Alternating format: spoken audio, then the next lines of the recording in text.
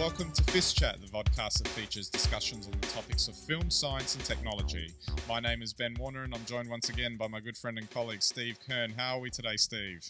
I'm good, thanks, Ben. Hi, FiST Chat fans. Action-packed, science-filled show today. It's always good when we're going to talk about why we talk about science and technology in these podcasts. What better topic, hey? Absolutely. Before we get into that, don't forget our website, fistchat.com. You can get all of our links there. You can subscribe to our audio on iTunes, SoundCloud, and our RSS feeds, and our videos on YouTube, Vimeo, and Digicosm TV. You can interact with us on Twitter, Google+, and Facebook, so I'd love to hear from you there.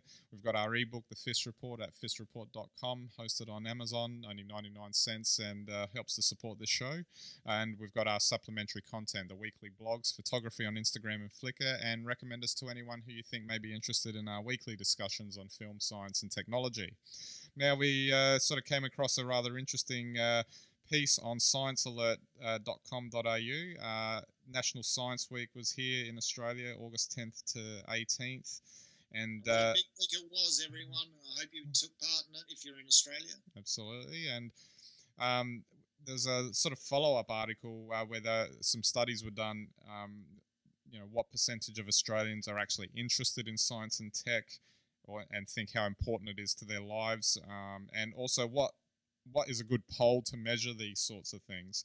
Now, in this article, they do mention a couple of different studies, and the first one that just wanted to have a look at, the 2010 Australian National University published a study on people's attitudes to science, and they found a whopping 90% or more of those interviewed, 1,200 people by random phone poll, stated they were very or moderately interested in new scientific discoveries, which of course is not quite the same as being interested in science itself, but it's still kind of an interesting sort of figure. And when you're delving through like a study like that, and also some of the others that they mention here, they're also saying that in some instances that they've measured that people in Australia in particular actually sort of have a more interest in talking about science and tech than, say, sport, which I thought was quite an interesting sort of finding given Australians' obsession with sport in general. Yeah, it's an interesting study, that one. What I think is best of all about that study is it sort of breaks a lot of the myths that are out there. And one of them is that people aren't interested in science, or they are more interested in sport and those sorts of things. The truth is, I think sometimes people don't consider their interests to be scientific, but whether it's gardening, there's science behind gardening. There's cooking, science behind cooking, and a lot of the pastimes that people who like to be healthy, people who like yoga or being mindful. There is a science behind that, and people will very often dig into the literature and do their own research into finding out more about how these techniques or the interests they have work, and that is really, in a way, it's understanding the science, even though it might not be, called science or up there right in your face. And so I think generally Australians love technology. Australians love talking about new things, new ideas. Australia has always been a nation that loves innovation and inventions. And I think that, the results are actually probably pretty accurate. Yeah. What about, science and technology have made a fairly big splash in terms of some of the media coverage. If you look at, say, the more big ticket items, you've got like the Mars rover or the CERN with the Large Hadron Collider. They made the nightly news, so to speak, even though that's sort of slowly slipping into irrelevancy these days. But, a lot of people still get their news from there. And, of course, on the tech side, you've got your big tech giants, like Apple, Google, Samsung, Microsoft having these big splashy keynotes where they show off the latest gadget. Now, arguably, of course, that's sort of gone a bit cooler these days because they've sort of plateaued a bit in terms of what they've been innovating. But there was a period there for a couple of years, especially in the 2000s, where they were making some, people were like, wow, that's amazing. How did they come up with that or whatever? And not just on that. I think it's there are many other examples that we can point to. There were just some off the top of my head, but the idea that these big ticket items really sort of they capture people's imagination. Oh, absolutely. And you're spot on there, Ben, because, even 10, 15 years ago, cars weren't quite as kitted up as they are today. And, phones weren't what they are today. And mobile technology wasn't Hmm. what it is today. And we are all enjoying, a whole range of benefits through medical technology, through service-based technology and communications technology that we've never had in the history of humanity. So Hmm. people are very much aware of the benefits science gives them. Yeah. They might not always necessarily refer it straight back to scientific or technological advances, but people are very aware. And so when stories like CERN or the Mars rover come up, people are curious. People want to know what's happening and how it's happening. People engage. So Hmm. science is really at the forefront, I think, of most Australians' minds. Whether or not that's true at a perhaps political level, Hmm. outside of things like medical research, is another thing. Because perhaps it's people don't realise how important science and technology is to every one of us, and sometimes it probably on a national and certainly maybe a political scale, it doesn't get the attention it deserves. Is it also the pervasiveness of a lot of it into our lives, especially over the last, say, 10, 20 years? For example, I can remember a time maybe in the early 90s when, I wasn't surrounded by so many devices, for Yeah, example, in the house. And the idea of using a computer meant going to a desk and yeah, sitting down, and it was an actual procedure behind it. And then science-wise, there's a lot more going on, say, especially in medicine, which obviously for health, that's very important. I think a lot of people would be interested in, a lot of the advances there. And there just seems to be a general interest in that. And then when you get stories like the Mars rover too, I think there's always been an interest in space exploration and that sort of thing because it captures the imagination. yeah. It just seems a lot, and also maybe the tools for the way all of these stories are delivered to us now are just so that you carry around a device in your pocket these days that can deliver all of this information to you. So is that also fueling it a bit, that pervasiveness?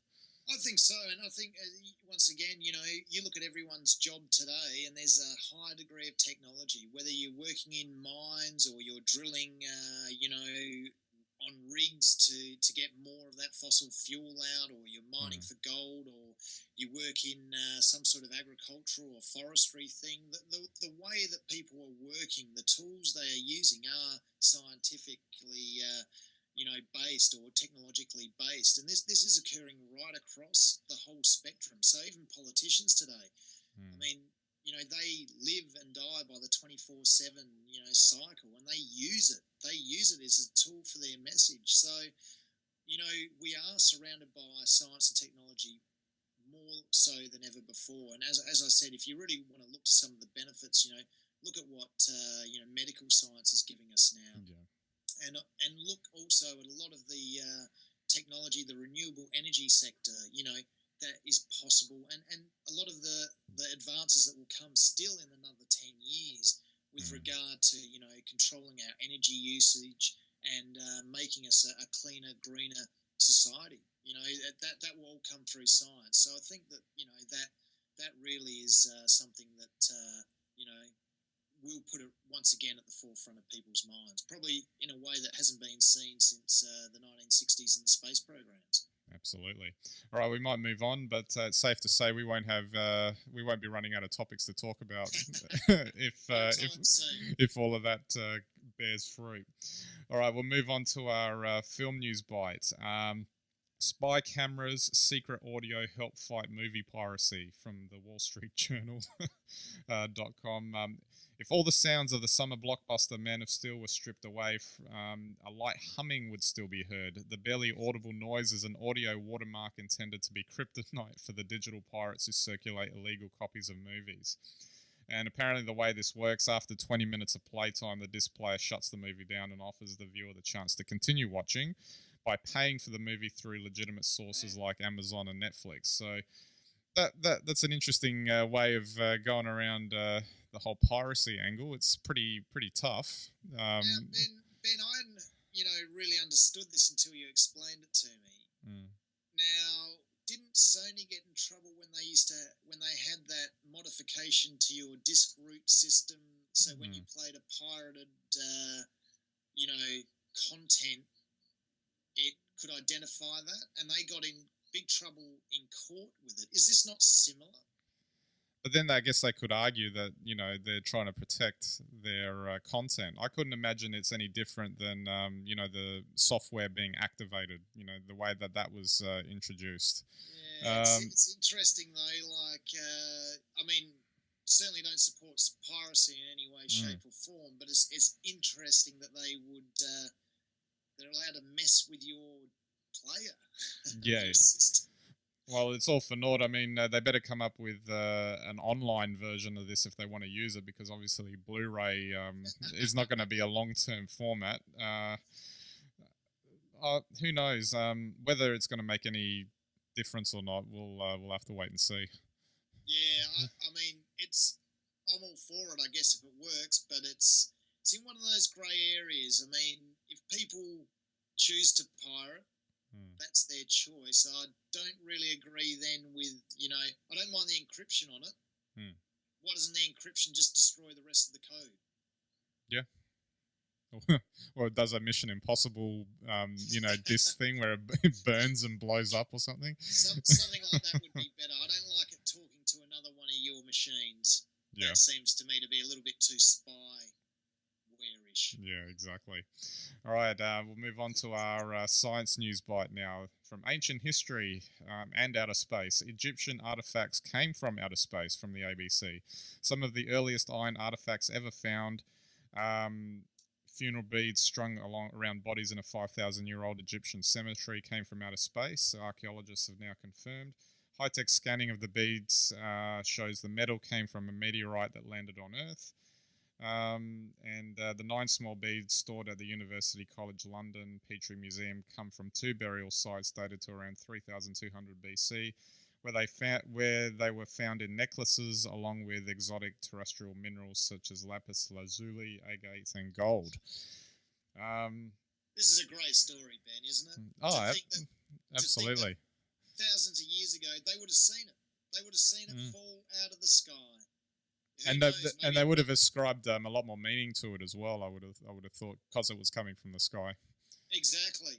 I mean, potentially they didn't, but chances are they saw it. I mean, maybe it flattened their huts. Maybe it flattened the forest in which they lived. Who knows? Maybe someone just found it. This big lump of metal, solid metal in the ground. Either way. And they thought, we'll make a necklace or two out of that. Well, it was special, especially if they saw it fall out of the sky. It's a great story. Yeah. It's a great story. And it's, humans haven't changed that much, have they? Because if we see something fall out of the sky today, like it did in Russia earlier on this year, people race after it and try and get bits of it anyway. But I think it's fantastic. It's come from space. It's as old as the universe itself. That's amazing. Exactly. Well, it's not actually that old. But it's very old. But it's old enough. It's old enough. It's as old as the Earth, probably, if not older. Exactly. Excuse me. Finally, our tech news bite. Drowning in space. Astronaut tells of spacewalk terror from the Sydney Morning Herald. And this is another good story, Ben. You couldn't write a script for this, could you? No. They'll probably get around to it, I'm sure. An Italian astronaut who nearly drowned in his helmet during a spacewalk has told of how he felt all alone and frantically tried to come up with a plan to save himself. Luca Parmitano described how he was unable to see as the water sloshed around in his helmet during a spacewalk outside the International Space Station. That doesn't sound good at all. And he's saying, space is harsh, an inhospitable frontier, and we are explorers, not colonizers. The skills of our engineers and the technology surrounding us make things appear simple when they are not, and perhaps we forget this sometimes, and it's better not to forget. So, that didn't sound too good at all. And it just highlights how difficult going out into space really is.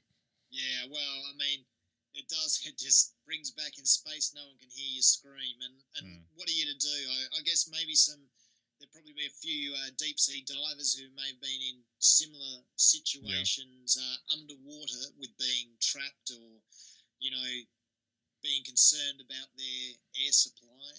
And for an astronaut, when you're out there, you can only come in and out at a certain rate, and they have to do things by the book, and that would have been a very, very frightening experience. So, but it goes to show that, as tense as he was, he kept his head, so to speak, and he's still here. He's still here to talk about it. So that goes to show you, because I think he's right. People forget how highly trained astronauts are, and they're still human. He would have, I'm sure, been terrified as that happened, and yet managed to keep his head. And of course, everyone involved, from the ground crew to his colleagues, were able to make sure that he survived. But gee, that's real outer space horror show. Yeah, exactly. All right, Steve, we might wrap it up there. So thanks again for the chat. Thanks, FiST Chat fans. Tweet us about how important science is to you. Absolutely. So that's it for this episode. So we'll catch you next time.